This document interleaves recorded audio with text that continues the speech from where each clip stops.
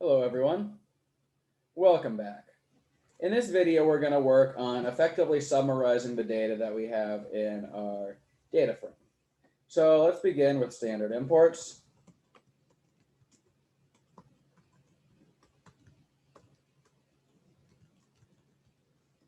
And reading in the data from a CSV. PD.read Palmer penguins.csv.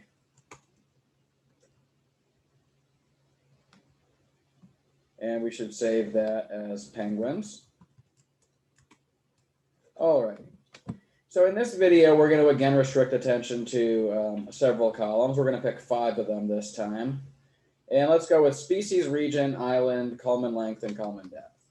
And I'm feeling a little bit lazy while filming this, so I'm just going to copy and paste, and then I'm going to pay the piper later. Alrighty, got to get rid of this and here. Going to turn this into a list.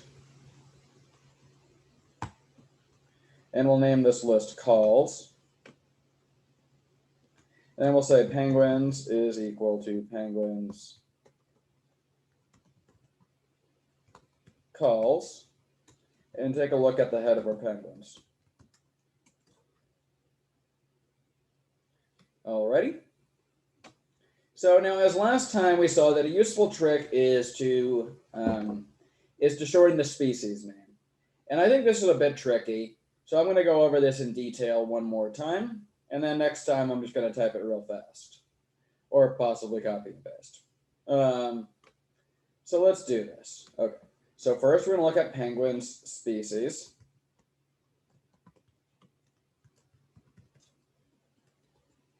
And we see that this is a series of strings.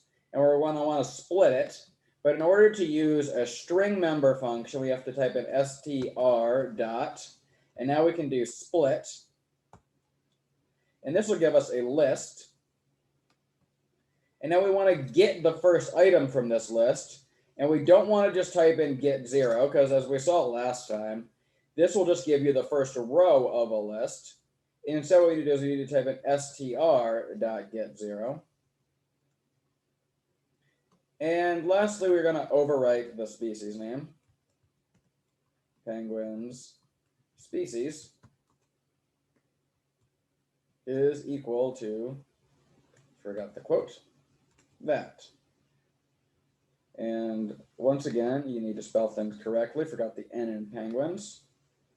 And now let's take a look at penguins.head. Alrighty, so this looks better. I don't really like column length millimeters and column depth millimeters. I personally find those words kind of hard to type. So I'm going to try to shorten that to length and to depth. To do that, what I'm going to do is I'm going to say penguins length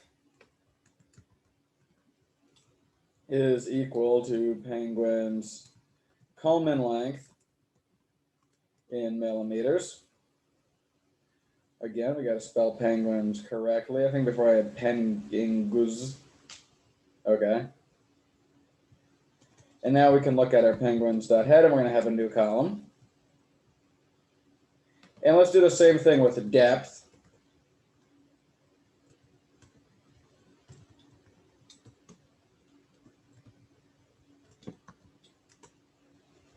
Okay, so I like my new columns, but I also want to get rid of my old columns, because if before it was cluttered to have these long column names, now it's even worse. So to do this, I'm going to type in penguins is equal to penguins.drop.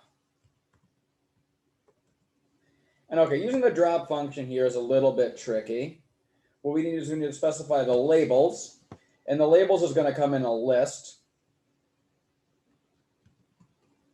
Column length millimeters. Column depth millimeters.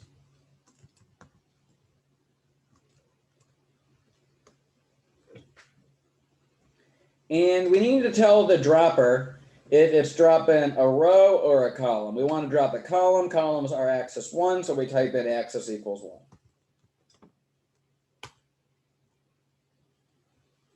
Labels equals. There we go. And now we have a nice cleaned up column with short names all around. We don't have to get lost in all of these big fancy Latin words and parenthesis millimeter and all of that. So that's our basic pre-processing step. And you could think of pre-processing as being what you do before you get started. But as we'll see when we get to machine learning later, pre-processing really is half the battle. So don't worry that this, as you can see, this basically took up half the notebook, but that's kind of standard. Pre-processing is important and time-consuming. So to do aggregation type things, we're going to focus in on the length column.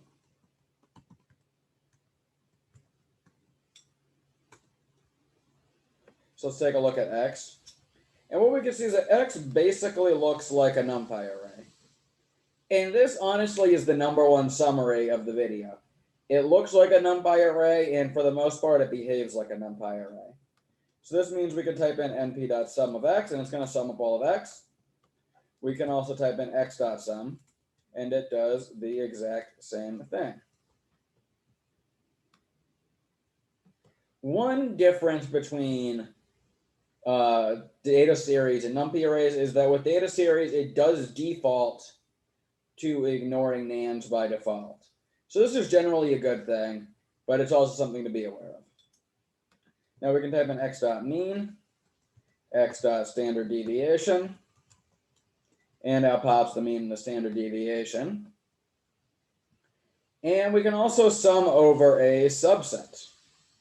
So for example, if we just want to sum up over X, where X is an entry that's greater than 40, so we would do np sum of X, X where X greater than 40. Alternatively, if I wanted to two-step this guy, I could have created a mask. I could have said mask equals X greater than 40, or np sum X mask.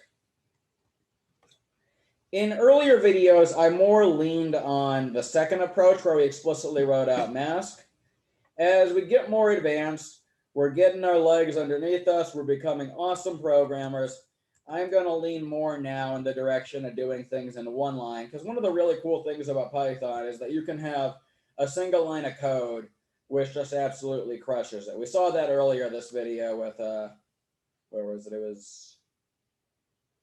Yeah, this one long line that just is absolutely super powerful and completely transformed our data frame. Okay. And now another thing we can do is we can use count. So we want to count the number of entries within the mask. Then if we want to hear, what we do is we just type in np.sum X greater than 40. And why does this work? Well, X greater than 40 is a Boolean. And with Booleans, false is 0 and 1 is true. And so when you do the summing, it converts all of the trues to 1s and all of the falses to 0s. And so you're able to count with the sum command. In other contexts, though, there is explicitly also a count function, where if we type in penguins.count, it's going to give us the number of rows in the data set.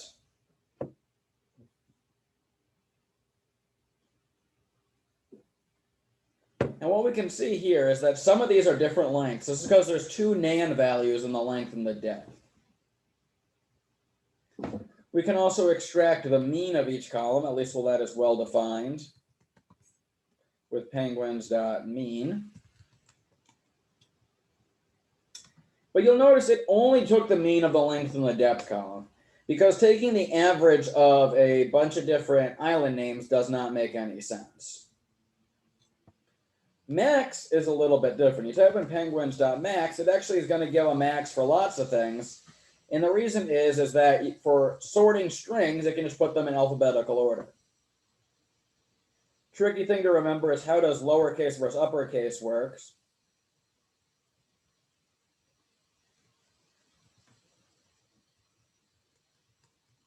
And we can see that uppercase letters always come before lowercase letters. So even if we did Z and A, that is true. With that reminder though, max, it just puts things in alphabetical order for the string data types. It is technically possible to aggregate across rows other than columns. However, you should never do this, and I'm not going to show you how because you should never do this. Also, I don't know how, because when I learned Python, I was told, I'm not going to tell you how, and you should never do this. And lo and behold, after having used Python a bunch, I have never ever wanted to do this. So my professor was right, and I'm going to be as right as my professor once was. No aggregating across rows. Bad. All right. So last thing we're going to do before we conclude the video is this function which we've already seen, which is penguins.describe. Very powerful one line of code that just gives you a basic summary of the whole data set. But only the numerical columns. But it gives you all of the interesting statistical information of mean, standard deviation, min, max, and all of your quartiles. All right, this is where I'm going to stop for today. I will see you guys again next time.